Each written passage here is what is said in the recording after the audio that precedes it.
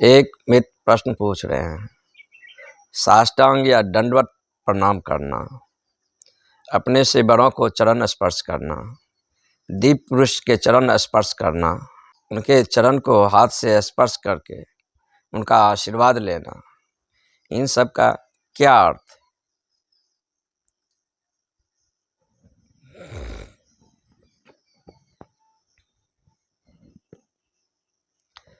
इस जगत में जहाँ भी हमें प्रतिभा का महसूस हो रहा है,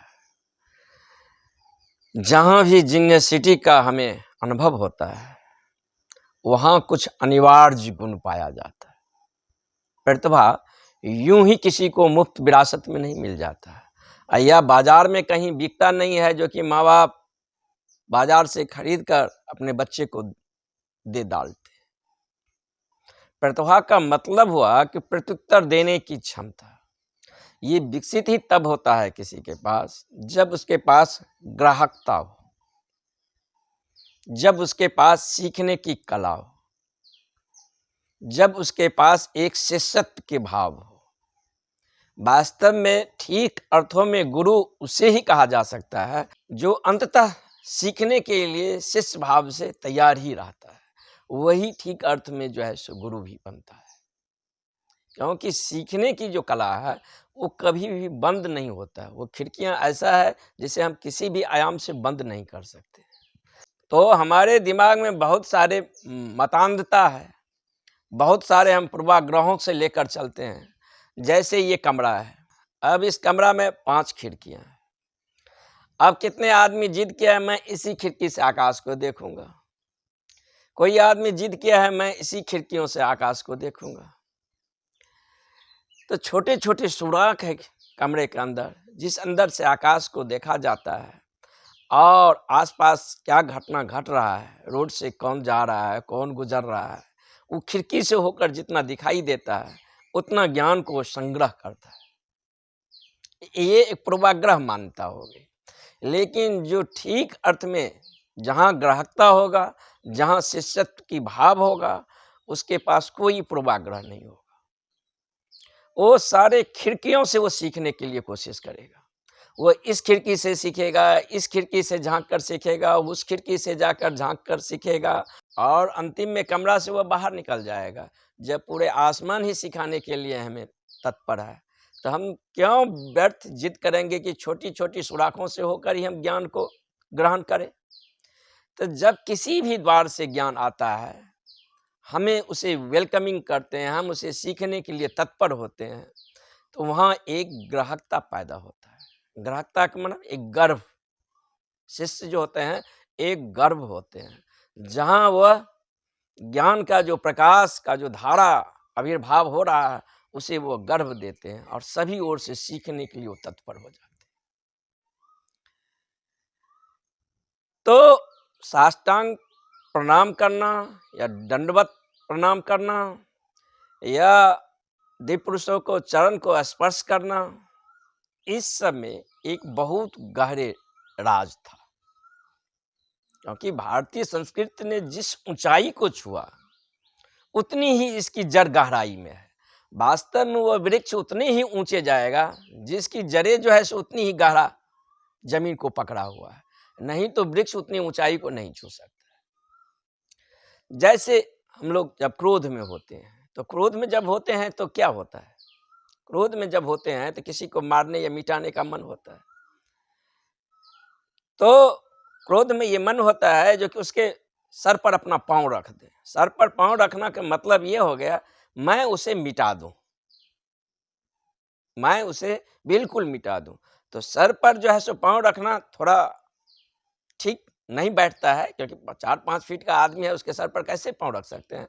तो जूता से उसको पीटते हैं। जूता से पीटने का मतलब जो है एक सिंबल है, एक प्रतीक है। अब जैसे पहले कभी भी आदिवासी कौमें रहे होंगे, जब वो जूता नहीं पहनता होगा, तब जो वो किसी पर आक्रमण करता होगा या क्रोध करता होगा या उसे मिटाने का भाव आता होगा, तो उसके सर पर पांव ही रख देता होगा। ये किसी एक खास मुल्क में, एक खास वर्ग में ये बात नहीं है, ये यूनिवर्सल रूप से पूरा विश्व में ये बात पाया जाता है। जब आदमी क्रोध में होता है तो जूता खींचकर उसको मारने का मन होता है, वो तो सिंबल हो गया, वास्तव में वह पाँव उसके सर पर रखना चाहता है। तो क्रोध में जब हम आते हैं तो अभिव्यक्ति का एक साधन ये हो जाता है, तो जब हम किसी के प्रति श्रद्धा के भाव से, नमन के भाव से, ग्रेटिट्यूड के भाव से बढ़ते हैं, तो भीतर हमारा इरादा होता है, भीतर हमारे भीतर एक श्रद्धा का जन्म होता है। ये इतने पवित्र है, इतनी दिव्य ये चरण है, जो कि इस चरण को इस चरण को स्पर्श करके इनसे आशीर्वाद लो, इनसे सीखो। सीखने की कला ऊपर बैठकर नहीं हो सकता है, सीखने की कला जो है सो नीचा ही बैठना होगा, क्योंकि समस्त ऊर्जा का प्रभाव जो है सो ऊपर से नीचे की ओर आ रहा है। जब शिष्य गर्भगृह बन जाएगा, जब उसमें एक ग्राहकता आ जाएगा, जब वह एक तटस्थ प्रतीक्षारत रहेगा जिज्ञासु के भांत, तब भी गुरु उसको झोली को भर सकता है, तभी उसमें जो है सो दिव्य ऊर्जा का प्रवाह हो सकता है। तो इसीलिए जो है दिव्य पुरुष को चरण स्पर्श करना, साष्टांग दंडवत प्रणाम करना, इन सब का गहरा अर्थ था। वो जो पवित्र ऊर्जा, वो जो दिव्यता का महसूस हो रहा है जिसके चरणों में, उसके चरणों पर अपना माथा रखते हैं। क्योंकि कुछ भाषा ऐसे हैं, कुछ अभिव्यक्तियां ऐसे हैं जिसे कहा नहीं जा सकता है। तो जब जवान उसे कहने में असमर्थ हो जाता है, आंख उसे इशारा करने में जो है सो असमर्थ हो जाता है, तब आदमी जो है सो अवाक हो जाता है, मौन हो जाता है और सिलेंडर हो जाता है। सिलेंडर होकर उस चरणों में जो है सो कुछ न कहने का है, न कुछ सुनने का है, न कुछ मांगने का है, न कुछ याचना करने का है, बस वहाँ झुक जाता है। उस झुकने में ही गुरु का जो प्रवाह है, गुरु अर्थात यानी एक ऊर्जा का, एक विराट दिव्यता का जो उनके भीतर प्रवाह हो रहा है, वो शिष्य में बहना शुरू हो जाता है। लेकिन अब ये जो है सो औपचारिक हो गए हैं। औपचारिक ये हो गए हैं कि माता पिता बच्चों को कहते हैं बड़े बुजुर्ग को प्रणाम करो, शिक्षक को प्रणाम करो।